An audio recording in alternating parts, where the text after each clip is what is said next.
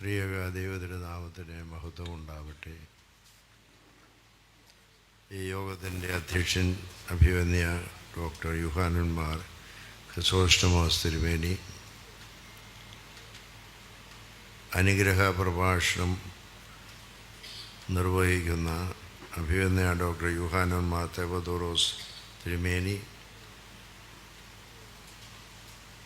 പുതിയ psycho socio rehabilitation centre നിർമ്മാണത്തിൻ്റെ ഉദ്ഘാടനം നിർവഹിക്കുന്ന ആദരണീയനായ MP doctor Sasi Tharoor,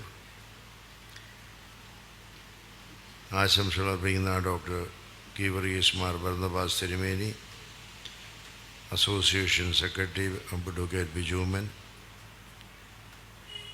medical education director doctor Thomas Mathew, medical college superintendent doctor Sunil Kumar BS, RCC assistant director doctor Sajeed, Thiruvananthapuram ഭദ്രാസന secretary ബഹുമാനപ്പെട്ട father Geevarghese കണിയാന്തര, ബഹുമാനപ്പെട്ട തോമസ് ജോൺ റമ്പാച്ചൻ, സ്വാഗതമരളിയ ബഹുമാനപ്പെട്ട TJ അലക്സാണ്ടറച്ചൻ, സന്നിഹിതരായിരിക്കുന്ന വൈദിക ശ്രേഷ്ഠരെ, സഹോദരീ സഹോദരങ്ങളെ, വളരെയധികം അഭിമാനം തോന്നുന്ന ഒരു സന്ദർഭമാണിത്. വിശ്രാന്തി ഭവൻ്റെ 25ാം വാർഷികം രജത ജൂബിലി ആഘോഷിക്കുന്ന ഈ സമയത്ത് ദൈവത്തെ മഹത്വപ്പെടുത്തുവാൻ ഉള്ള ഒരവസരമായി നാം ഇതിനെ കണക്കാക്കണം.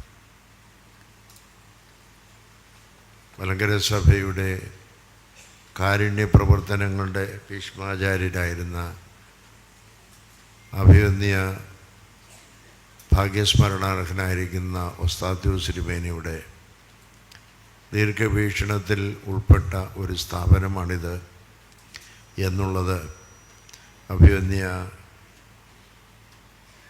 ക്രിസോസ്റ്റമോസ് തിരുമേനിയും TJ അലക്സാണ്ടറച്ചനും ഇവിടെ പ്രസ്താവിക്കുകയുണ്ടായി. എത്രമാത്രം ഈ രംഗത്ത് പ്രവർത്തിക്കുവാൻ അദ്ദേഹം തയ്യാറായി എന്നുള്ളതിന് നമുക്കാർക്കും ആരെയും പരിചയപ്പെടുത്തേണ്ട, വിശദീകരിക്കേണ്ട ആവശ്യമില്ല. MP ജോർജ് അച്ഛനായിരിക്കുന്ന കാലം മുതൽ അദ്ദേഹം ഈ രംഗത്ത് വളരെ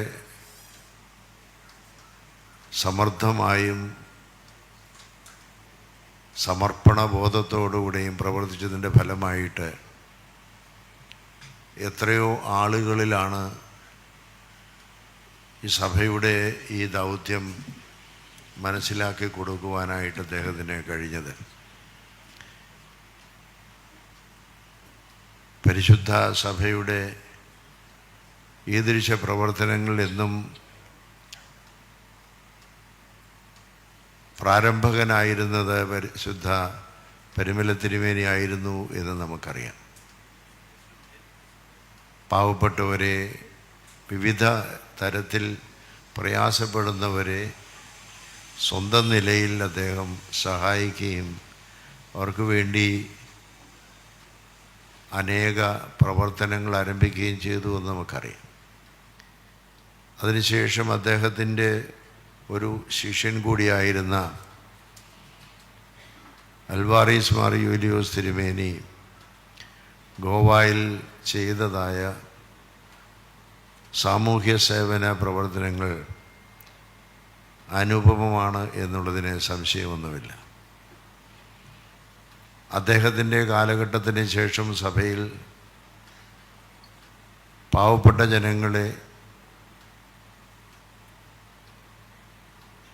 തീണ്ടിലും തൊടിയിലും ഉണ്ടായിരുന്ന കാലഘട്ടത്തിൽ അവരെ അന്യവൽക്കരിക്കപ്പെട്ടതായ, പാർശ്വവൽക്കരിക്കപ്പെട്ടതായ ജനങ്ങളെ ഒരുമിച്ച് കൊണ്ടുവരുവാൻ പത്രോസ് ഒസ്താത്യോസ് തിരുമേനി 1924 ശ്ലീവാദാശ്രമം സ്ഥാപിച്ച് 1968 വരെ ആ ഒരു വലിയ ദൗത്യത്തിൽ എത്രയായിരം പേരെ സഹായിച്ചു എന്നുള്ളതിന് കണക്കില്ല. ഏതാണ്ട് 25,000-ഓളം കുടുംബങ്ങളെ സാമൂഹ്യ അവബോധത്തിൽ, അതുപോലെ ശുചിയായ ജീവിതശൈലിയിൽ ഒക്കെ സമൂഹം തള്ളിയിട്ടിരുന്നവരെ മുഖ്യധാരയിലേക്ക് കൊണ്ടുവരുവാൻ ശ്രമിച്ച ഒരു വലിയ മെത്രാപ്പൊലീത്തയാണ്. അതിനുശേഷമാണ് ആ പാതയിൽ നമുക്ക് ദിവ്യനക്ഷത്രമായി ഉദിച്ചു വന്ന മറ്റൊരു നക്ഷത്രം അഭിമന്യ ഔസ്താത്യോസ് തിരുമേനി. തിരുമേനി കൺവെൻഷൻ സെൻറ്റർ പ്രസംഗങ്ങളിലും ഞങ്ങൾക്കൊക്കെ ക്ലാസ്സുകൾ എടുക്കുന്നതായ കാലഘട്ടത്തിലും ഏത് ക്ലാസ് എടുത്താലും ഏത് പ്രസംഗം ചെയ്താലും അവസാനം കൊണ്ടേ നിർത്തുന്നത് പാവപ്പെട്ടവരെ സഹായിക്കുന്ന കാര്യം പറഞ്ഞാണ്. അതെന്നും ഞങ്ങളുടെ കർണപുടങ്ങളിൽ മാറ്റൊലിക്കൊള്ളുന്ന ഒരു സത്യമാണ്. എന്താണ് ഈ പിതാക്കന്മാരെല്ലാം കാണിച്ചത്? അതിനുശേഷം വടക്കേ ഇന്ത്യയിലെ വലിയ ഒരു മിഷനറി വീരനായി തൻ്റെ ജീവിതം മുഴുവൻ സമർപ്പിച്ച വടക്കേ ഇന്ത്യയിലും ഗ്രാമങ്ങളിലുള്ള നിരക്ഷരായ ആളുകൾക്ക്, വയോജനങ്ങൾക്ക് വയോജന വിദ്യാഭ്യാസം നടത്തി, സ്കൂളിൽ പോകാത്ത കുട്ടികൾക്ക് സായാഹ്ന ക്ലാസ്സുകൾ നടത്തി, അങ്ങനെ വിദ്യാഭ്യാസ രംഗത്തും സാമൂഹ്യ സേവന രംഗത്തും തനതായ വ്യക്തിമുദ്ര പതിപ്പിച്ച മലങ്കര സഭയുടെ ഭാഗ്യസ്മരണാർഹനായ സ്തെഫാനോസ് മാർ തെവദോസോസ് തിരുമേനി ഈ കാലഘട്ടത്തിൽ തന്നെ പ്രവർത്തിച്ച ആളാണെന്ന് നമുക്കറിയാം. ഇവരെല്ലാം നമുക്ക് നൽകുന്ന ഒരു സന്ദേശം,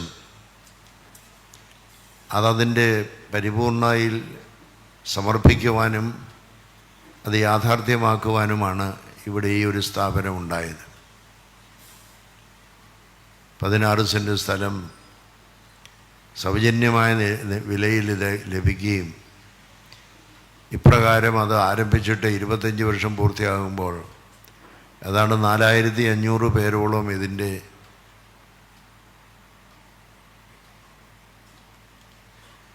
കാര്യങ്ങളിൽ സഹകരിച്ച് ദൈവകൃപ അനുഭവിച്ചവരായി ഉണ്ട് എന്നുള്ളതാണ് റിപ്പോർട്ടിൽ നിന്ന് ഞാൻ മനസ്സിലാക്കിയത്.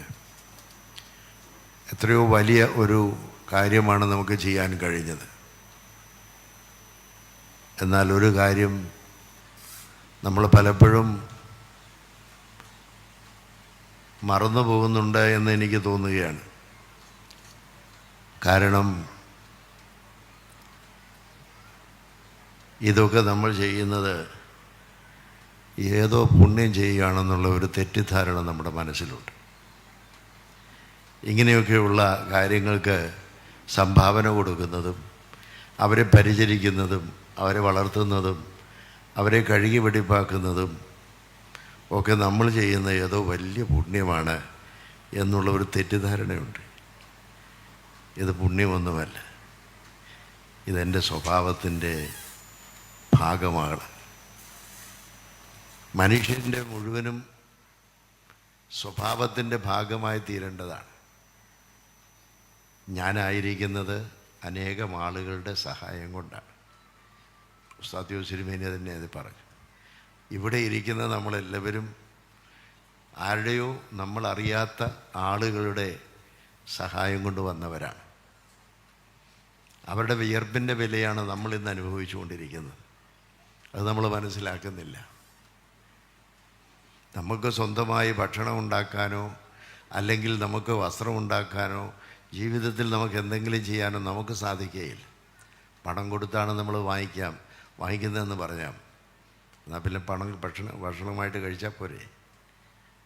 പഴം ശരീരത്തിൽ ധരിച്ചാൽ പോരെ? പണം കൊണ്ടൊന്നും ആവില്ല. വിയർപ്പൊഴുക്കിയവൻ്റെ വിയർപ്പിൻ്റെ വിലയാണ് ഞാനിട്ടിരിക്കുന്ന ഈ കുപ്പായം. അത് പണം കൊടുത്ത് വാങ്ങിക്കുന്നു എന്ന് പറയുന്നതിനകത്ത് യാതൊരു അർത്ഥവുമില്ല. അവൻ വിയർപ്പൊഴുക്കിയതിൻ്റെ ഫലമായിട്ട് ഞാൻ അനുഭവിക്കും. അതുകൊണ്ട് എൻ്റെ ഒരു ബാധ്യതയുണ്ട്. ആരെല്ലാം എവിടെയെല്ലാം കഷ്ടപ്പെടുന്നുവോ അവർ എൻ്റെ ജീവിതത്തിൻ്റെ ഭാഗമായി തീരേണ്ടത് എൻ്റെ ഉത്തരവാദിത്വമാണ്. വേദങ്ങളിൽ പറയുന്നത് നമ്മൾ കഴിഞ്ഞ കാലഘട്ടത്തിലൊക്കെ കേട്ടിട്ടുള്ളതാണ്. വസുദൈവ കുടുംബകം എന്ന് പറഞ്ഞാൽ വൺ എർത്ത് വൺ ഫാമിലി എന്നാണ്. നാം എല്ലാവരും ഒരു കുടുംബമാണ്. നമുക്കെല്ലാവർക്കും സൗജന്യമാണെല്ലാം. നമുക്കെല്ലാവർക്കും ലഭിക്കുന്ന ദൈവകൃപയാണ് വായുവും വെള്ളവും വെയിലുമെല്ലാം ദൈവം തരുന്നത്. അത് നമ്മുടെ ആരുടെയും പുണ്യം കൊണ്ട് ലഭിക്കുന്നതല്ല, ദൈവത്തിൻ്റെ കൃപ കൊണ്ടാണ്. ആ ദൈവത്തിൻ്റെ കൃപ കൊണ്ട് തന്നെയാണ് നമുക്ക് എന്തെങ്കിലും ഉണ്ടെങ്കിൽ അതെല്ലാം നമുക്കുള്ളത്. നിൻ്റെ സഹോദരനെ നിന്നെപ്പോലെ തന്നെ സ്നേഹിക്കണമെന്ന് പറഞ്ഞാൽ അവിടെ പുണ്യം ചെയ്യണമെന്നൊന്നും പറഞ്ഞില്ല. നീ സഹോദരനെ നിൻ്റെ പോക്കറ്റിലുള്ളതിൽ ഏറ്റവും ചെറിയൊരു നാണയം എടുത്ത് കൊടുക്കാനല്ല പറഞ്ഞത്. അല്ലെ നിൻ്റെ സഹോദരന് നിന്നെക്കുറിച്ച് എന്തെങ്കിലും ഒരഭിമാനം തോന്നുവാൻ എന്തെങ്കിലും ചെയ്യണമെന്നോ, നിന്നോടൊരു കൃതജ്ഞത തോന്നുവാൻ എന്തെങ്കിലും ചെയ്യണമെന്നോ ഇതൊന്നും കർത്താവ് പഠിപ്പിച്ചിട്ടില്ല. നിൻ്റെ സഹോദരൻ നിൻ്റെ ഭാഗമാണ്, നിൻ്റെ ജീവിതത്തിൻ്റെ ഭാഗമാണ്.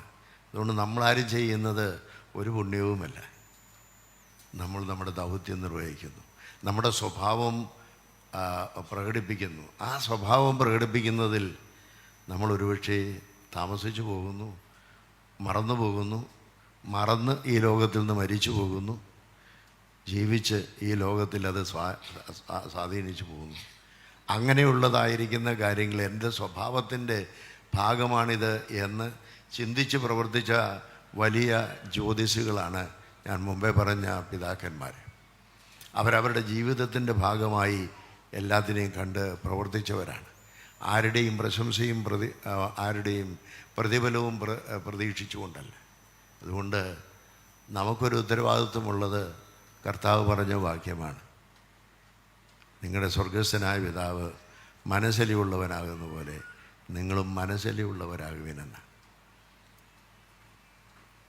ശമരിയക്കാരനെ മനസ്സലിയുള്ളവനായി നമ്മൾ കണ്ടു. ലേവ്യനും പുരോഹിതനും മനസ്സലിവില്ലാത്തവനായി കടന്നുപോയി. ഇന്ന് നമ്മുടെ മുമ്പിൽ നിൽക്കുന്ന, നമ്മുടെ മുമ്പിൽ പ്രയാസപ്പെടുന്ന, ദുഃഖിക്കുന്ന മക്കൾക്ക്, സഹോദരങ്ങൾക്ക് നമ്മുടെ മനസ്സലിവുണ്ടെങ്കിൽ അത് നമ്മുടെ ജീവിതത്തിൻ്റെ ഭാഗമായി തീരും. ആ ജീവിതത്തിൻ്റെ ഭാഗമായി തീരുന്ന കാരുണ്യമാണ് നമുക്ക് ലോകത്തിൽ കൊടുക്കാനുള്ളത്. നിയമത്തിനതീതമായൊരു കാരുണ്യം. എൻ്റെ കയ്യിൽ എൻ്റെ ശമ്പളം കിട്ടിയിരിക്കുന്നതോ, ഞാൻ കൃഷി ചെയ്തുണ്ടാക്കിയിരിക്കുന്നതോ, ബിസിനസ് ചെയ്തുണ്ടാക്കിയിരിക്കുന്നതോ ആയ പണം എൻ്റേതാണ്. അതാർക്കും പങ്കുവയ്ക്കാൻ ഇന്ത്യയിൽ ഒരു നിയമവും പറയുന്നില്ല, ലോകത്തിലൊരു നിയമവും പറയുന്നില്ല, ഏത് കമ്മ്യൂണിസ്റ്റ് രാഷ്ട്രത്തിൽ പോലും നിയമം പറയുന്നില്ല എൻ്റെ കയ്യിൽ ഉള്ളതായ പണം വേറൊരുത്തിന് കൊടുക്കാൻ. എന്നാൽ കർത്താവ് പറയുന്നത് നിനക്കുള്ളതെല്ലാം വിറ്റ് ദരിദ്രർക്ക് കൊടുക്കുക, അതിനുശേഷം വന്ന് എന്നെ അനുഗമിക്കുക. അതാണ് നിയമത്തിന് അതീതമായിരിക്കുന്ന കരുണയെന്ന് പറയുന്നത്. നിയമമനുസരിച്ച് ഞാൻ ആർക്കും കൊടുക്കാൻ ബാധ്യതയില്ല. എൻ്റെ ഭാഗമാണ് മറ്റുള്ളവനെന്ന് മനസ്സിലാക്കുമ്പോൾ എനിക്ക് കൊടുക്കാതിരിക്കാൻ സാധിക്കില്ല. അങ്ങനെയുള്ളതായ മനസ്സലിവ് നിയമത്തിനതീതമായ കാരുണ്യത്തിൻ്റെ വക്താക്കളായി, അതിൻ്റെ പ്രവർത്തകരായി, അതിൻ്റെ പ്രതിഫലനം ഉൾക്കൊള്ളുന്നതായ ജ്യോതിഷികളായി നമുക്ക് മാറാൻ കഴിയുമ്പോൾ ഓർക്കണം, നാം ചെയ്യുന്നതൊന്നും പുണ്യമല്ല. ഇവിടെ അഭിമന്യ തിരുമേനി പറഞ്ഞു, ഇവിടെ പൂച്ചെണ്ടും കൊണ്ട് വന്ന് നിൽക്കുന്ന 8 10 കുട്ടികളെയും കുറിച്ച് പറഞ്ഞു. അവരെല്ലാവരും ക്യാൻസർ രോഗികളാണ്. അവരെല്ലാവരും ഇവിടുത്തെ അന്തേവാസികളാണ്. അവർ ശുശ്രൂഷ ലഭിച്ചുകൊള്ളുവരാണ്. അപ്പോൾ അവർക്ക് നമ്മൾ കൊടുക്കുന്നതായ സംരക്ഷണം അത് നമ്മുടെ ജീവിതത്തിൻ്റെ ഭാഗമായി തീരണം.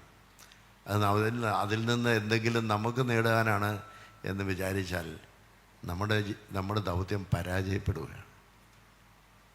അതല്ല. അതുകൊണ്ടാണ് കർത്താവ് പറയുന്നത്, ഇടത് കൈ ചെയ്യുന്നതെന്ന് വലത് കൈ അറിയരുത്. നാം ചെയ്യുന്നത് എന്തോ അത് ദൈവത്തിനു മുമ്പാകെ സമർപ്പിക്കാനുള്ള ഉത്തരവാദിത്വമാണ് നമുക്ക് ആവശ്യം. എന്നാൽ അതിലേക്ക് അനേകർ വരണം. കരുണയുടെ കരങ്ങളായി നിയമത്തിൻ്റെ ബലിഷ്ഠ കരങ്ങളിൽ നിന്ന് കരുണയുടെ മാർദ്ദവ കരങ്ങളിലേക്ക് മാറുവാൻ ദൈവം നമുക്കിടയാക്കട്ടെ എന്ന് പ്രാർത്ഥിച്ച് ആശംസിച്ച് ഈ സമ്മേളനം ഉദ്ഘാടനം ചെയ്യുന്നു. ദൈവം നമ്മെ അനുഗ്രഹിക്കട്ടെ.